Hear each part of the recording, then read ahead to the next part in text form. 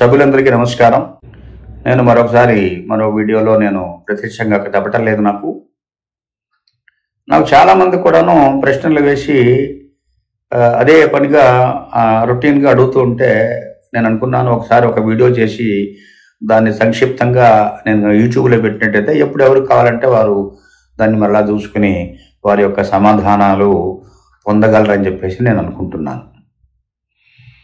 అయితే మొట్టమొదటి ప్రశ్న ఏంటయ్యా అని చెప్పుంటే, ఎవరైతే 1/9/2014 పూర్వం రిటైర్ అయిపోయి ఉంటారో వారి సంగతి ఏమిటండి అదంటుడే ఏంటి, అసలు ఏమన్నా చెప్పగలరా దీనికని అడిగారు. అంటే సంక్షిప్తంగానే నేను చెప్పే సమాధానం ఏంటంటే 4/11/2022 నాడు honourable supreme court of India ఇచ్చిన జడ్జిమెంట్లో ఏ సభ్యుడైతే 1/9/2014 పూర్వం రిటైర్ అయిపోయి ఉంటాడో ఆ సభ్యుడు ఖచ్చితంగా ఆ 11(3) ఆప్షన్ తీసుకుని ఉండాలి. లేదా 11(3) ఆప్షన్ తీసుకుని ఆ డిపార్ట్మెంట్ వారు రిజెక్ట్ చేసి ఉండాలి. లేదా 11(3) ఆప్షన్ తీసుకుని హయ్యర్ వేజెస్ మీద హయ్యర్కి కంట్రిబ్యూషన్స్ కట్టి ఉండి దాన్ని రిటర్న్ చేసి ఉండాలి. ఈ 3 కేసుల్లో ఎవరున్నా కానీ కాక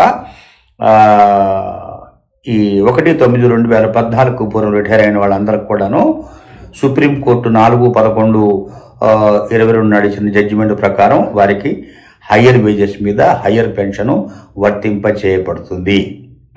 తర్వాత పోతే ఎవరైతే సభ్యుడు 1/9/2014 పూర్వం సభ్యత్వంలో ఉండి రిటైర్మెంట్ కాక మళ్ళీ సభ్యత్వం కంటిన్యూ చేస్తూ ఉన్నాడో వారికి 4/11/2022 నాడు వచ్చిన జడ్జిమెంట్ కొంచెం ఊరట కల్పించి ఈ 11(3) ఆప్షన్ ఏదైతే ఉన్నదో 11(3) పేరాలో ఉన్న అంబిగ్యూటీ వల్ల ఆ కట్ ఆఫ్ డేట్ మీద కొంచెం సరైన అవగాహన లేకపోవటం మూలాన డిఫరెంట్ ఆర్పిఎఫ్సీలు డిఫరెంట్గా దాన్ని ఇంటర్ప్రెట్ చేయటం మూలాన ఆ సదరు సభ్యుడు ఈ 11(3) ఆప్షన్ చేయలేకపోయినాడని భావించి అతని కొరకు సుప్రీంకోర్ట్ ఆఫ్ ఇండియా 4 నెలల గడువు ఇవ్వటం అనేది సమంజసము.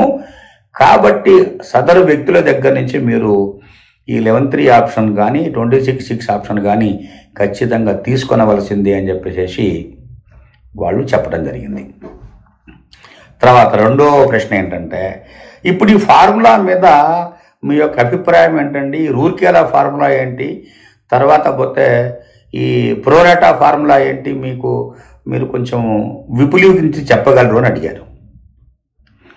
నా మొట్టమొదటి ఆన్సర్ ఏంటా అని చెప్పానంటే, సుప్రీంకోర్టు వారు 4/11/2022 నాడు ఇచ్చిన జడ్జిమెంట్లో ఎక్కడ కూడాను రూర్కేలా పద్ధతి అన్న మాట రాయలేదు.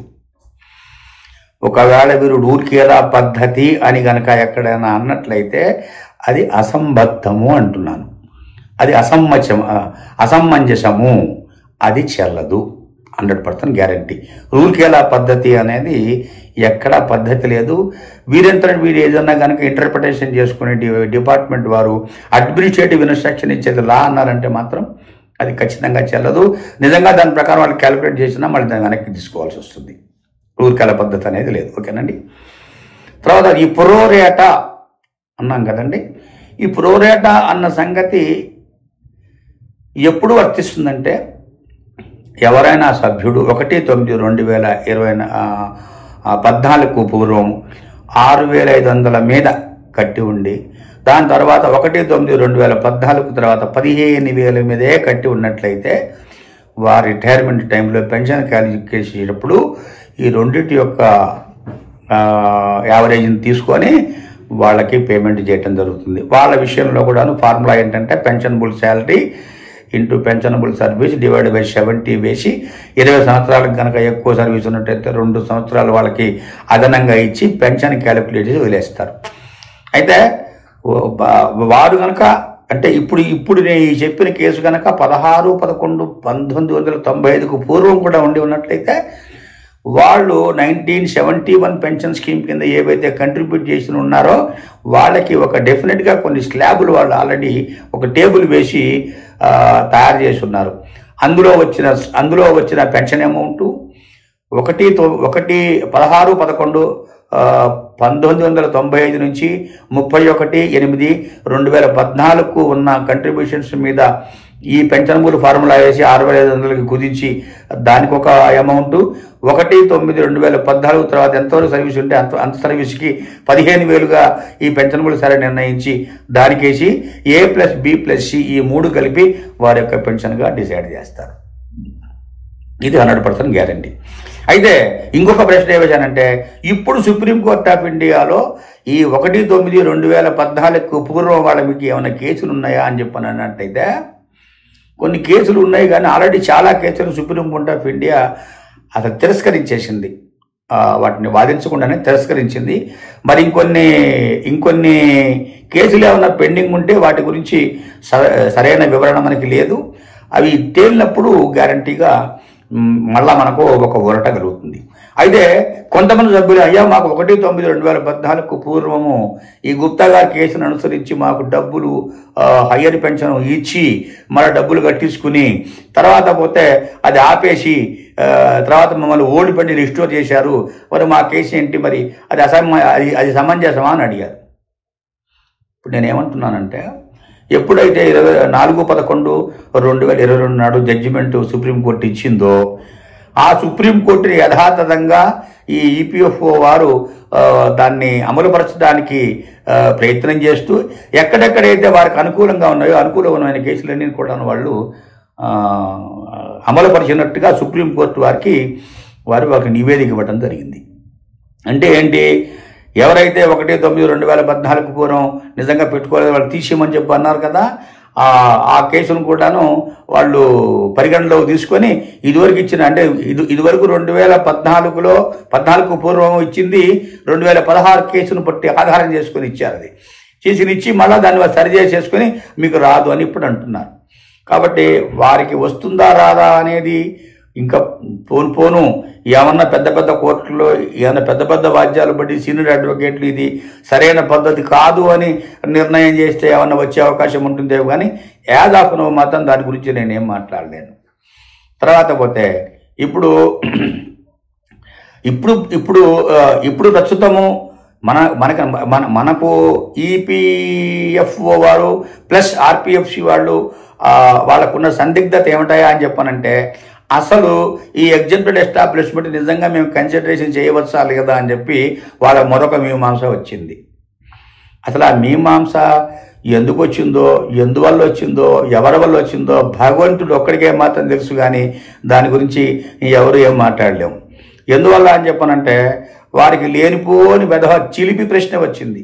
ఈ ట్రస్ట్ రూల్స్లో ఈ పిఎఫ్ కంట్రిబ్యూషన్స్ యాక్చువల్ శాలరీస్ మీద పే చేస్తూ కూడా ఈ ఈపీఎస్ 95కి 6,500కి తర్వాత 1,500కి మాత్రమే కుదించబడింది కాబట్టి అక్కడ ప్రొవిజన్ లేదు అన్నట్టుగా భావిస్తున్నారు.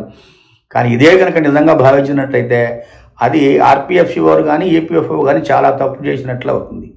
ఎందువల్ల అని చెప్పనంటే, సుప్రీంకోర్టు వారు ఒకటే బ్లాంకెట్ జడ్జిమెంట్ ఇచ్చారు. 11(3) ప్రొవిజన్స్ ఎప్పుడైతే ఇన్ఫ్రాస్ట్రక్చర్స్ అయిపోయినాయో, ఎప్పుడైతే 11(3) ప్రొవిజన్స్ సరిగ్గా లేవని చెప్పని అన్నారో, 11(4)లో కొన్ని వాటిని పక్కన పెట్టి 11(4) ఆప్షన్ని ఖచ్చితంగా ఓపెన్గా ఉంచాలని చెప్పని అన్నారో, 4 నెలల లోపల చేయాలని చెప్పని అన్నారో, ఖచ్చితంగా వాళ్ళు 4 నెలల లోపల వీళ్ళందరికీ ఆప్షను ఎక్సర్సైజ్ చేయించి ఉండవలసింది.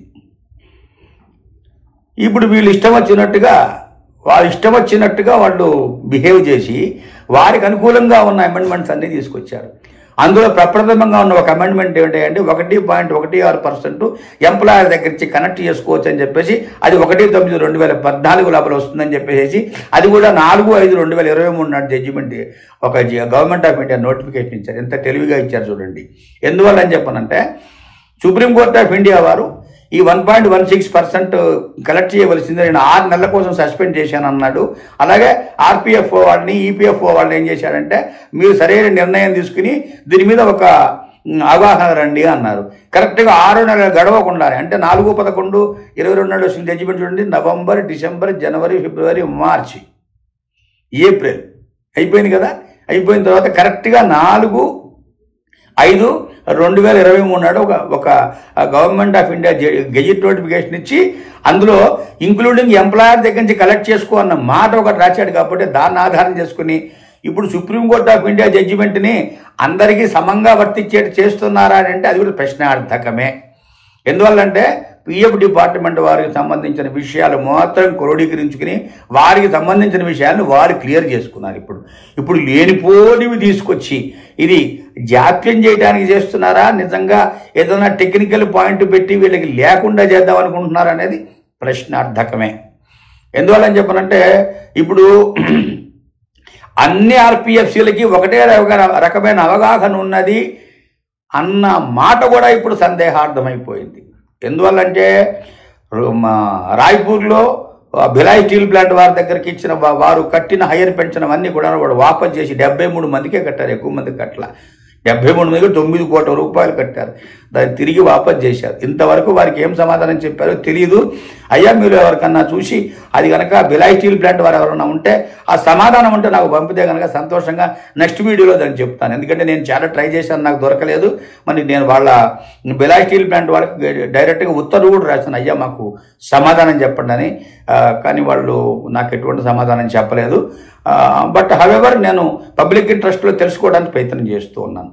అది అలా ఉండగా ఈ మధ్యనే మొన్న వీడియోలో కూడా చెప్పాను మీకు, Telangana state road transport corporation వాళ్ళు కూడా ఎగ్జాంప్టెడ్ ఎస్టాబ్లిష్మెంట్ వాళ్ళకి డిమాండ్ నోటీస్ వచ్చింది, డబ్బులు కట్టమని డిమాండ్ నోటీస్. నేను చెప్పా తక్షణం కట్టుకొని ఆ పెన్షన్ తీసుకోబోయని చెప్పాను. మంచిదే, కట్టుకుంటే మీకు పర్వాలేదు. అతను కూడా 1/9/2014 తర్వాత రిటైర్ అయి ఉన్నాడు. అతనికి 4,70,000 కట్టమని వచ్చిందట, కట్టమని చెప్పని అన్నాను. అది కనుక వస్తే అది వాళ్ళు డిమాండ్ చేసి అది చేస్తే కనుక అది కూడా మనకు ఒక న్యూస్ లాగా వస్తుంది. కానీ దాన్ని బట్టి మనం చూస్తే ఏమి అర్థమవుతుంది అని చెప్పనంటే ఒక ఆర్పిఎఫ్సికి ఇంకొక ఆర్పిఎఫ్సికి అనుసంధానం లేదు. అదిగాక మన సెంట్రల్ ప్రావిడెంట్ ఫండ్ కమిషనరు దీని మీద ఒకే ఒక ఆర్డర్ ఏదన్నా పాస్ చేయటం కానీ, అంటే రూలింగ్ పాస్ చేయటం కానీ, లేకపోతే యూనివర్సల్గా లాంగ్వేజ్ మాట్లాడటం కానీ అన్న విషయం జరగలేదు. ఎందుకంటే సెంట్రల్ ప్రావిడెంట్ ఫండ్ కమిషనర్ గారు ఉత్తర్వులు లేకుండా ఆర్పిఎఫ్సీలు ఏమీ చేయలేవు. ఆర్పిఎఫ్సీ నామమాత్రంగా ఉన్నాయి కానీ మొత్తం రూలింగ్ కంట్రోలింగ్ అంతా మొత్తం సెంట్రల్ ప్రావిడెంట్ ఫండ్ కమిషనర్ దగ్గర ఉంది. సెంట్రల్ ప్రావిడెంట్ ఫండ్ కమిషనర్ వారు ఫైనాన్స్ మినిస్ట్రీ యొక్క ఆధీనంలో ఉన్నారు. తర్వాత పోతే లేబర్ మినిస్ట్రీ ఆధీనంలో ఉన్నారు. సెంట్రల్ బోర్డ్ ఆఫ్ ట్రస్టీస్ యొక్క నిర్ణయాలు కూడా ఆధారపడి ఉన్నాయి. ఇన్ని ఉన్నాయి కాబట్టి మరి ఈ విషయంలో మరి ఎక్కడ తలెత్తిందో, ఎక్కడ అనుమానం వచ్చిందో, దాన్ని ఏ విధంగా వక్రీకరించాలని ప్రయత్నం చేస్తున్నారో కేవలం భగవంతుడు మాత్రమే తెలియాలి కానీ నరమానవుడికి తెలియదు. కాబట్టి ఈ వీడియో ద్వారా మరొకసారి నేను సదరు సెంట్రల్ ప్రావిడెంట్ కమిషనరు అండ్ సభ్యులు మిగతా అందరూ కూడా రిక్వెస్ట్ చేసేది ఏంటా అని చెప్పనంటే, మీరు దీన్ని ఒకసారి మళ్ళీ సెంట్రల్ బోర్డ్ ఆఫ్ ట్రస్టీస్ మీటింగ్లో కూర్చొని అందరి యొక్క అభిప్రాయాలు తీసుకొని తర్వాత పోతే దాన్ని గవర్నమెంట్ తోటి ఆమోదం చేయటమా, లేకపోతే సెంట్రల్ బోర్డ్ ఆఫ్ ట్రస్టీస్ మీటింగ్లో పెట్టి అక్కడ ఆమోదం చేసేసి ఒక క్లారిటీ కనుక అన్ని రీజినల్ ప్రావిడెంట్ ఫండ్ కమిషనర్స్కి ఒక ముక్త కంఠంతో మీరు కనుక ఇది ఇలా చెయ్యాలి అని ఇస్తే బాగుంటుంది. అయితే ఇప్పుడు ప్రతి ఆర్పిఎఫ్సీలోనూ 1/6/2023 వచ్చిన సర్క్యులర్ కూడాను వాళ్ళకి సరిగ్గా ఉందా లేదా అని, దాని ప్రకారం చెయ్యొచ్చునా లేదా అని చెప్పేసి వచ్చేసింది. వీళ్ళు కాసేపు ఆ రూల్ కేరా ఫార్ములా లేదంటూనే ఇంకోటి అంటూనే దానికి ఏదో ఒక లింకు పెట్టేట్టుగా వ్యవహారం చేస్తున్నారు. కానీ ఏది క్లారిటీగా, ఏది ఫెయిర్గా, ఏది క్లియర్గా ఈ employee pension scheme higher pension on higher wages, ఎప్పుడైతే higher pension and higher wages అన్నారో వీరు చెప్పిన ప్రోరాటా ఫార్ములో విచ్ ఎవర్ ఈజ్ లెస్ అన్న మాట ఒక దగ్గర వాడుకున్నారు. అది చేయటానికి వీల్లేదు. హయ్యర్ వేజెస్ మీద హయ్యర్ పెన్షన్ మాత్రమే ఉండాలి కానీ దాన్ని తగ్గించడానికి విచ్ ఎవర్ లెస్ కాబట్టి పెన్షనబుల్ శాలరీ చేస్తామని చెప్పనంటే అది ఖచ్చితంగా మరొకసారి కోర్టులో వాద్యానికి దారితీస్తుంది. ఎందుకంటే 1/9/2014 లోపల 12 నెలల శాలరీ మాత్రమే తీసుకో, ఆ తర్వాత రిటైర్ అయితే 60 నెలలు మాత్రమే తీసుకో. దానిలో 60 నెలలు యావరేజ్ వస్తే యావరేజే వేయండి. అప్పటికి యావరేజ్ వేసేప్పటికి లెస్ అయింది కదా. అది ఇంకా దాంట్లో కూడా నువ్వు లెస్ చేస్తాను మాట్లాడితే, అంటే అక్కడ యావరేజ్ తీసుకుని అక్కడ యావరేజ్ ఎక్కువ ఉంటే అది, ఇక్కడ యావరేజ్ ఎక్కువ ఉంటే ఇది అన్న మాట కాకుండా ఇప్పుడు ఏం చెప్తున్నావు, 60 నెలల యావరేజ్లో ఒక ఫిగర్ చూసి 12 నెలల యావరేజ్లో ఒక ఫిగర్ చూసి ఇది ఎక్కువ ఉందా, ఇది ఎక్కువ ఉందా, ఏది తక్కువ ఉంటే అది తీసుకుని పెన్షనబుల్ శాలరీగా చేస్తారని చాలా అసమంజసమైన విషయం. అలా అయితే మీరు ఇంకొక పని కూడా చేయవచ్చు. 1/9/2014 నుంచి వారు రిటైర్ అయ్యే వరకు ఉన్న కంట్రిబ్యూషన్స్ ఏదైతే ఈ బేసిక్ డిఏ ఉందో మొత్తం యావరేజ్ చేసేసేసి ఏది లెస్ అయితే ఏది తక్కువ ఉంటే దాని మీద కంట్రిబ్యూషన్ కలెక్ట్ చేయండి, అప్పుడు మేము ఒప్పుకుంటాం.